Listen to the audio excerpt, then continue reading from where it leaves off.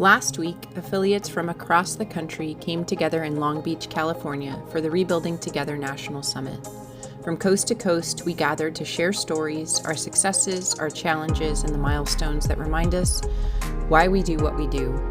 Together, we reconnected with the mission that unites us, repairing homes, revitalizing communities, and rebuilding lives. We explored Long Beach, enjoyed the sunshine, and built new friendships with affiliates from across 35 states, moments that remind us we're all part of something bigger. Over 3 inspiring days, we exchanged ideas, celebrated achievements, and learned from one another, each story reinforcing our commitment to partnering with homeowners and empowering their futures through safe, healthy homes and thriving communities.